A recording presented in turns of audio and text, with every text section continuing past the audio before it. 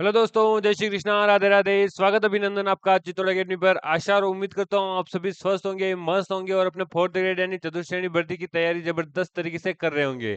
तो साथियों, क्या आप भी कर रहे हैं फोर्थ ग्रेड यानी आपके चतुर्थ श्रेणी एग्जाम की तैयारी? तो जी हाँ साथियों, आपके लिए लेकर आ चुका हूँ मैं बिल्कुल हिंदी वाला पेपर, आपके लिए एकदम हूबहू छपने वाले प्रश्न लेकर आ चुका हूँ। तो साथियों, जुड़ जाइए और अपने दोस्तों के साथ इस क्लास को शेयर जरूर कर लीजिएगा। और अगर आप भी इस चैनल पर नए हैं तो चैनल को सब्सक्राइब जरूर कर लीजिएगा। तो मैं आपके लिए लेकर आ चुका हूँ हिंदी का इम्पोर्टेंट पेपर, जो आपके लिए बिल्कुल तैयार, आपकी तैयारी में चार चांद लगाने वाला है, आपकी तैयारी को एकदम चमकाने वाले जो प्रश्न लेकर आ चुका हूँ मैं। तो शुरू करते हैं अपने पहले प्रश्न के साथ। पहला प्रश्न आपकी स्क्रीन पर ये रहा। किस शब्द में अवयवी भाव समास नहीं है? किस शब्द में अवयवी भाव समास नहीं है? अवयवी भाव समास नहीं है, ये ज्ञात करने के लिए हमें पता करना होगा कि अवयवी भाव समास होते क्या है। तो जिस समास में, यानी इसकी हम पहले क्या करेंगे, परिभाषा लिख लेंगे। जिस समास में,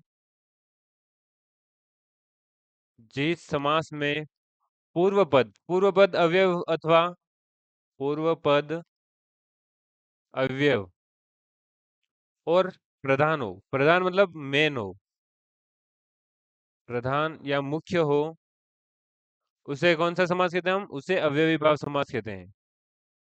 अवयवी भाव समास कहते हैं। देखिए, ये आपकी परिभाषा यहाँ पर क्लियर हो गई होगी। क्या कह रहा है कि जिस समास में पूर्व पद यानी जो पूर्व पद होता है वो आपके अवयव होना चाहिए और प्रधान यानी मुख्य होना चाहिए, वही आपके अवयवी भाव समास कहलाते हैं। अब यहाँ पर हम ऑप्शन की बात करें तो सबसे पहले आ जाएगा आपके आमरण, यथासाध्य, श्रम साध्य और आजन्म। तो यहाँ पर करेक्ट आंसर हो जाएगा आपके श्रम साध्य। यानी जो श्रम साध्य शब्द है वो आपके अवयवी भाव समास नहीं दर्शाता है। बाकी जो है आपके, जैसे कि आमरण हो गया, आमरण का मतलब क्या होता है? मृत्यु पर्यंत, मृत्यु पर्यंत यानी मृत्यु तक। नेक्स्ट हो जाएगा आपके यथासाध्य, यानी जितना जा सके, जितना साधा जा सके, ये क्या हो गया? यथासाध्य। और नेक्स्ट अगर बात करें हम आजन्म, आजन्म मतलब क्या हो गया? आपके जन्म से लेकर, जन्म से लेकर। तो जबकि यहाँ पर अगर बात करें हम श्रम साध्य की, तो श्रम साध्य में क्या हो जाएगा कि श्रम से साध्य, इसका समास वगैरह की बात करें अगर हम, तो इसका हो जाएगा श्रम से साध्य, श्रम से साध्य।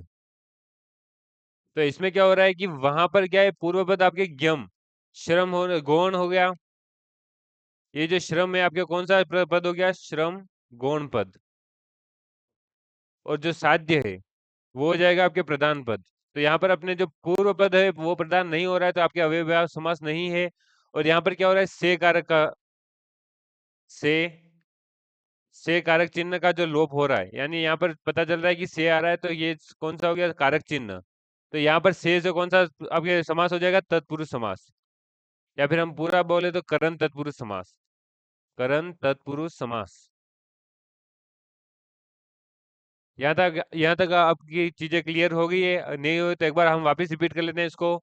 सबसे पहले इसकी परिभाषा की बात करें तो जिस समास में जो पूर्व पद यानी जो सबसे पहले पद आता है वो आपके अवयव होना चाहिए और प्रधान होना चाहिए, तो वो आपके अवयवी समास कहलाएगा। अगर हम इन सबका अगर समास विग्रह करें तो आमरण का आपके समास विग्रह हो जाएगा मृत्यु पर्यंत, यथा साध्य का होगा जितना साधा जा सके, श्रम साध्य का हो जाएगा आपके श्रम से साध्य, और आजन्म का हो जाएगा जन्म से लेकर। पर जो श्रम से साध्य में ये से आ रहा है, ये से कौन सा है? आपके जो कारक चिन्ह हो रहा है, कारक चिन्ह मतलब क्या हो रहा है कि यहाँ पर आपके से आपके करण, हम नहीं बोलते कर्ता ने करण से, कर्ता ने कर्म को करण से, तो यहाँ पर से का लोप हो रहा है। तो यहाँ पर जो श्रम है यानी जो प्रथम पद है अपने पूर्व पद है, वो हो जाएगा गौण, यानी मेन नहीं है, ये नाम मात्र का है। पर जो साध्य है वो हो जाएगा प्रधान पद। तो यहाँ पर इसलिए ये अव्ययभाव समास नहीं होगा, करण तत्पुरुष समास होगा। इस प्रकार पूरा डिटेल में हो गया। नेक्स्ट प्रश्न की बात करें। ईश्वर ने, एक बार देख लेते हैं आपकी पूरी आपकी स्क्रीन पर आ रहा है कि नहीं आ रहा है। तो अपने दूसरा क्वेश्चन और क्या कह रहा है कि ये बोल रहा है कि जो ईश्वर ने सुनने को दो कान दिए हैं, इसमें सुनने को जो वाक्यांश में कौन सा कारक है? ये जो सुनने को दे रखा है, यानी अपने को बोल रहा है कि ये सुनने को जो दे रखा है ये वाक्यांश में कारक कौन सा, यानी ये कौन सा कारक है? अधिकरण कारक है, करण कारक है, संप्रदान कारक है, या फिर कर्म कारक है? तो ये जो चारों ऑप्शन दे रखे हैं इनमें से आपका राइट आंसर हो जाएगा संप्रदान कारक। संप्रदान कारक कैसे हो जाएगा? क्योंकि यहाँ पर जो विभक्त चिन्ह आ रहा है को, सुनने को, जो एक को आपके संप्रदान कारक को दर्शाता है। और ये हम संप्रदान कारक कौन सा, जो इसकी हम परिभाषा देख लेते हैं। तो जब वाक्य में किसी को कुछ दिया जाए, जब वाक्य में किसी को कुछ दिया जाए, ये परिभाषा अगर आप नहीं लिखे तो भी ऐसे क को से जो भी मैं ये चिन्ह लिखवा रहा हूँ वो आप लिख सकते हैं। कुछ दिया जाए, या फिर इसके साथ साथ अगर बात करें हम, वहां पर क्या होगा कि किसी के लिए कुछ किया जाए, या तो किसी को कुछ दिया जाए, या किसी के लिए कुछ किया जाए, कुछ किया जाए। तो ये यहाँ पर क्या हो जाएगा, आपके संप्रदान कारक, संप्रदान कारक, वहां संप्रदान कारक होता है। तो इस प्रकार ये आपकी परिभाषा तो कंप्लीट हो गई होगी। और इसका जो विभक्ति चिन्ह है, के लिए को नहीं आया अगर आपके एग्जाम में, तो के लिए आ सकता है। को के साथ साथ के लिए, यानी ये दोनों आपके हो जाएंगे विभक्ति चिन्ह, कौन किसके हो जाएंगे, संप्रदान कारक के। और यहाँ पर आपके सुनने को दे रखा है, इसलिए आपके यहाँ पर कौन सा कारक हो गया, संप्रदान कारक। नेक्स्ट क्वेश्चन दे रखा है आपके सामने, इनमें से किस शब्द की संधि सही नहीं है, यानी कौन से शब्द में संधि विच्छेद जो किया गया है। संधि मतलब यहाँ पर क्या कर रखा है आपने, जो ऑप्शन दे रखे हैं इनमें कर रखा है संधि विच्छेद। तो यहाँ पर बोल रहा है कि कौन सा एक संधि विच्छेद सही नहीं है, यानी बाकी तीन तो आपके संधि विच्छेद सही हो जाएंगे, पर एक संधि विच्छेद आपका सही नहीं है, वो कौन सा है। तो अधि प्लस आदेश की बात करें, अध्यादेश बिल्कुल करेक्ट है, आपके संधि विच्छेद है। अभि प्लस आगत अभ्यागत ये भी करेक्ट है, क्योंकि ये दोनों सेम टू सेम आपके बन रहे हैं। तो अगर बात करें हम अधि प्लस अधीन, तो यहाँ पर अध्याधीन नहीं होगा, क्योंकि ये भी दिखने में तो बन रहा है कि अधि प्लस अधीन, तो पर यहाँ पर जो ये मात्रा है, तो इसको ये कंप्लीट नहीं हो रहा है, तो ये गलत हो गया। और अभि प्लस अर्थी यानी अभ्यर्थी, यहाँ पर हम विद्या प्लस अर्थी विद्यार्थी भी बोल सकते हैं। इस प्रकार से ये जो बन रहा है ये भी आपके करेक्ट बन रहा है। तो यहाँ पर राइट आंसर हो जाएगा अपने सी वाला, यानी अधि प्लस अधीन हो जाएगा, अध्याधीन नहीं हो रहा है, बाकी सभी करेक्ट है। अधि प्लस अधीन, ये जो आपके ऑप्शन दे रखा है अधि प्लस अधीन, ये अध्याधीन नहीं बन रहा है, तो ये क्या बन रहा है, तो इसकी जो सही संधि होगा उसके लिए हमें क्या करना पड़ेगा कि यहाँ पर लिखना पड़ेगा अधि प्लस अधीन, ये बनाएगा आपके अध्यधीन, अध्यधीन। यानी यहाँ पर ये जो आ की मात्रा है ये नहीं आएगी, बाकी करेक्ट हो जाएगा, ये यहाँ पर गलत हो रहा है। बाकी जो अध्ययन है वो बिल्कुल करेक्ट हो जाएगा। यहाँ पर क्या लोप क्या हो रहा है, ई प्लस अ का लोप हो रहा है, ई प्लस अ बराबर य, सिर्फ यह बनेगा, या नहीं बनेगा, बिल्कुल ध्यान रखना है आपको। ई प्लस अ यहाँ पर यह बनेगा, या नहीं बनेगा। यहाँ पर एग्जाम में आपके जो प्रश्न में आपके बना रखा है या, वो नहीं बन रहा है, वो आपके रॉन्ग हो रहा है। राइट क्या होगा, सिर्फ और सिर्फ यह बनेगा। और ये अगर यहाँ पर हम संधि की बात करें कौन सा प्रकार है, तो यहाँ पर हो रहा है आपके यण संधि, ई प्लस अ बराबर बना रहा है आपके यह, तो यह बन रहा है आपके यण संधि। नेक्स्ट क्वेश्चन हो जाएगा आपके सामने, बड़ा प्रश्न है, इनमें से किस लोकोक्ति का भावार्थ सुसंगत नहीं है, यानी लोकोक्ति दे रखी है उसका भावार्थ दे रखा है और सही नहीं है, ये बताना है। बाकी आपके तीन सही हो जाएंगे, एक गलत हो जाएगा, वो कौन सा है आपको बताना है। तो यहाँ पर बात करें पहला, मन चंगा तो कठौती में गंगा, यदि मन शुद्ध हो, मन चंगा तो कठौती में गंगा, यदि मन शुद्ध हो तो घर में ही तीर्थाटन का फल मिल सकता है। यानी यहाँ पर ये बोल रहा है चंगा, यानी आपके जो ये पंजाबी शब्द बोल सकते हैं हम पंजाबी भाषा का। तो ये जो मन चंगा यानी मन अच्छा हो, तो कठौती में गंगा यानी अपने गंगा अपने हाथ में है। तो यहाँ पर अपने बोल सकते हैं कि यदि मन शुद्ध है, यानी हम मन से सही है, किसी के बारे में बुरा नहीं सोचते हैं, भला सोचते हैं, तो अपने लिए घर में ही, यानी हम जो तीर्थ यात्रा करते हैं वो तीर्थाटन का फल अपने घर पर ही मिल सकता है। तो बिल्कुल करेक्ट है, ये वाला बिल्कुल सही हो जाएगा। आपके गलत संभालना है, हमें क्या ढूंढना है यहाँ पर, गलत ढूंढना है, ये तो सही हो गया। नेक्स्ट बात करें हम, आ बेल मुझे मार, आ बेल मुझे मार तो जानबूझकर विपत्ति मोल लेना। तो हम वेल के सामने जाकर बोल रहे हैं अगर मुझे मार, तो वो क्या हो गया, जानबूझकर विपत्ति मोल लेना ही हो गया। तो ये भी करेक्ट हो गया, यानी ये बी वाला ऑप्शन भी आपके सही हो जाएगा। अगर बात करें हम सी वाले ऑप्शन की, तो सी वाले ऑप्शन में आपके क्या बोल रहा है, काला अक्षर भैंस बराबर। सी वाला ऑप्शन बोल रहा है आपके काला अक्षर भैंस बराबर, यानी आपके बिल्कुल अनपढ़ होना, यानी जो काला अक्षर दिखाएगा हमें तो भैंस बराबर मान रहा है, तो वो बिल्कुल अनपढ़, ये भी करेक्ट हो गया। तो गलत अपने सामने अब एक ही बचा है, आंख के अंधे नाम नयन सुख। तो दृष्टिबाधित को अपना नाम सोच विचार कर ही रखना चाहिए। देखिए ये कोई आपके इतना फैक्ट वाली बात नहीं है। दृष्टिबाधित अगर अपना नाम बचे, उससे नाम से उसका दृष्टिबाधित होने से क्या मतलब है, भले वो दृष्टिबाधित है पर वो है तो इंसान ही है। उसको भी अपने नाम रखने का, कोई सा भी नाम रखने का उसको भी हक है, अधिकार है। तो ये बिल्कुल गलत हो रहा है। यहाँ पर आंख के अंधे का नाम नयन सुख नहीं हो सकता है, ये बिल्कुल गलत हो सकता है। तो यहाँ पर अगर इसका सही है बात की बात करें तो यह क्या हो रहा है कि आंख का अंधा और नाम नयन सुख। तो ये बोलना ये चाह रहा है कि कोई आदमी है तो वो आंख का तो अंधा है पर उसका नाम नयन सुख रखा है, मतलब नयन का सुख होगा उसको, पर आंख का तो अंधा है। इसलिए क्या हो रहा है कि नाम के बिल्कुल विपरीत गुण, यानी उसका जो नाम है उससे विपरीत गुण है। इसका सही हो जाएगा आपके, देखिए यहाँ पर ऊपर लिख रहा हूँ, ये नीचे जगह नहीं है। नाम के विपरीत गुण, क्योंकि उसका नाम तो नयन सुख है और आंख का अंधा है, तो नाम के विपरीत गुण हो रहा है, तो इसलिए ये बिल्कुल करेक्ट हो जाएगा। आपके सही अर्थ नहीं बता पा रहा है ये डी वाला। तो अपने राइट आंसर कौन सा हो जाएगा? करेक्ट आंसर डी वाला हो जाएगा। नेक्स्ट क्वेश्चन की बात करें, घूमने फिरने वाला साधु वाक्यांश के लिए सार्थक शब्द क्या है? यानी घूमने वाले फिरने वाले जो साधु संत होते हैं उन्हें हम क्या कहते हैं? योगी कहते हैं, तपस्वी कहते हैं, श्रमण कहते हैं या फिर परिव्राजक कहते हैं। तो ये जो चारों नाम है ये तपस्वी हो गए, फिर हम साधु संत के ही बोल सकते हैं। पर घूमने फिरने वाले बिल्कुल अलग होते हैं, तो उनके लिए अलग से कोई नाम रखा गया है। वो नाम कौन सा हो गया आपके? परिव्राजक। बिल्कुल करेक्ट हो जाएगा आपके परिव्राजक। तो फिर यहाँ पर आप पूछेंगे कि भैया यहाँ पर योगी और तपस्वी और श्रमण इनका भी कोई मतलब होता होगा? तो इनका अलग अलग से मतलब होता है साथियों। तो यहाँ पर मैं आपको बता दूं क्या क्या नाम होता है इनके। जैसे योगी हो गया तो योगी का हो जाएगा आपके योग साधना करने वाला व्यक्ति, योग साधना करने वाला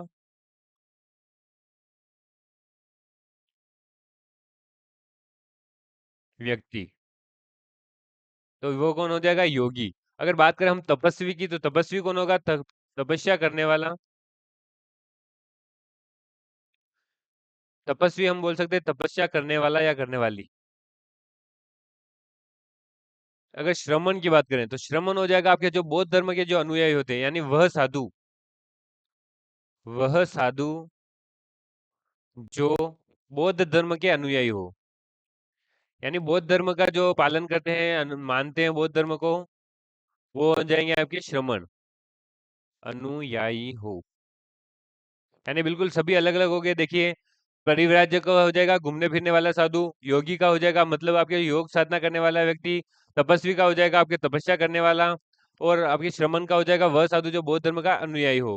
नेक्स्ट क्वेश्चन हो जाएगा आपके डिसपर्सन अथॉरिटी के लिए जो सही परिभाषित शब्द है। तो यहाँ पर देखिए ये जो शब्द है, यानी ये जो अंग्रेजी के शब्द आते हैं वो आपके किसी प्रशासनिक, यानी आपके जो बिल्कुल एडमिनिस्ट्रेशन के जो आपके प्रश्न होते हैं, एडमिनिस्ट्रेटिव जो आपके शब्द होते हैं वो आएंगे, यानी प्रशासन से संबंधित जो आपके इंग्लिश के वर्ड होते हैं, इंग्लिश के शब्द होते हैं, वो ही आपके आएंगे। सभी अंग्रेजी शब्द आपके प्रशासन से संबंधित ही आएंगे, यानी अलग से नहीं पूछे जाएंगे आपके जो प्रशासन में या फिर आम बोलचाल की जो फॉर्मल लैंग्वेज होती है उसमें जो शब्द होते हैं वो यूज में लिए जाते हैं, उन्हीं का यहाँ पर प्रश्न में दिया जाएगा। तो ये भी आपके बिल्कुल आपके हो गया, एक फॉर्मल वर्ड हो गया। तो यहाँ पर दे रखा है वितरण अधिकारी, संवितरण प्राधिकारी, वितरण प्राधिकारी या फिर संवितरण अधिकारी। तो यहाँ पर करेक्ट आंसर हो जाएगा आपके बिल्कुल दूसरा वाला, यानी संवितरण प्राधिकारी। तो इसका हो गया आपके डिस्पर्शन अथॉरिटी। अगर बात करें हम वितरण अधिकारी, ये पूछ ले आपको कि वितरण अधिकारी को अंग्रेजी में क्या कहते हैं, तो इसका हो जाएगा डिलीवरी ऑफिसर,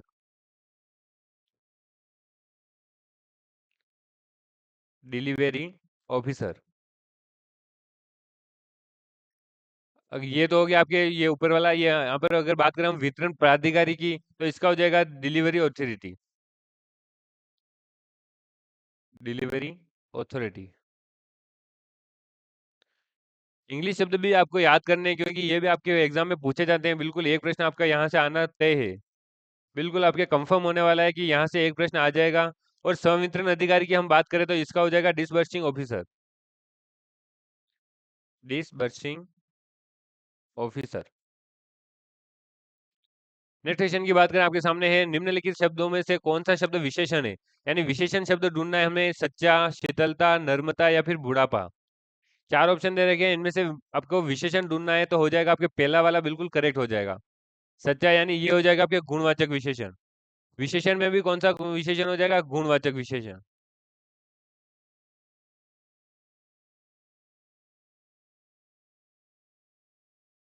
जो ये तीनों देखें आपके शीतलता, नर्मता और बुढ़ापा, ये हो जाएगा आपके भाववाचक संज्ञा, यानी ये विशेषण नहीं होकर संज्ञा हो जाएगा। कौन सी संज्ञा हो जाएंगे?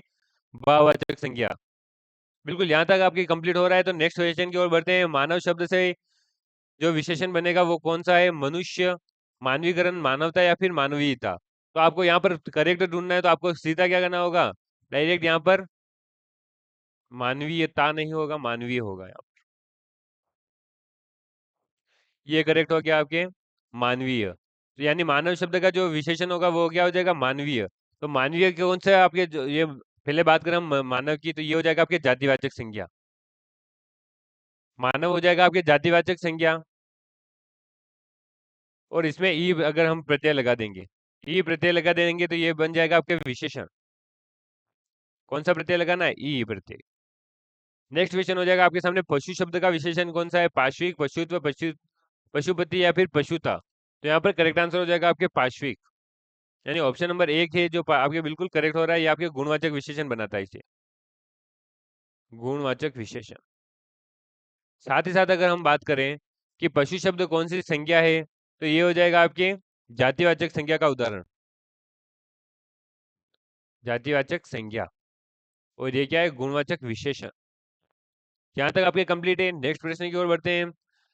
सही संधि विच्छेद का चयन कीजिए। यानी यहाँ पर आपके संधि विच्छेद दे रखे हैं और सही, बाकी यानी तीनों गलत होंगे और एक ही सही होगा, तो वो सही कौन सा होने वाला है? परीक्षा, परि प्लस इच्छा, अनुच्छेद, अनु प्लस छेद, सदाचार, सत प्लस आचार, और स्वेच्छा यानी सु प्लस इच्छा। तो यहाँ पर करेक्ट आंसर हो जाएगा आपके सदाचार। यानी सही कौन सा है? सत प्लस आचार, सदाचार। बिल्कुल करेक्ट हो रहा है। बात करें अगर साथ ही साथ हम इसके संधि की, तो इसके संधि का नाम हो जाएगा व्यंजन संधि।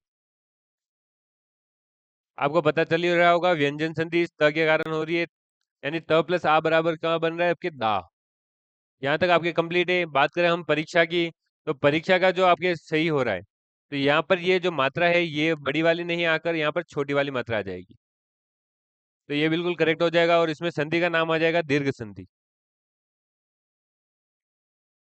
दीर्घ संधि। और नेक्स्ट अगर बात करें हम अनुच्छेद की, तो अनुच्छेद में हो जाएगा आपके अनु प्लस छेद, ये नहीं आकर डायरेक्ट अनु प्लस छेद हो जाएगा। और इसमें भी आपकी संधि कौन सी आ जाएगी? क्योंकि नु आ रहा है और इधर भी छ आ रहा है, तो ये संधि हो जाएगी आपके व्यंजन संधि। साथ ही साथ बात करें हम स्वेच्छा की, तो स्व प्लस इच्छा आएगा,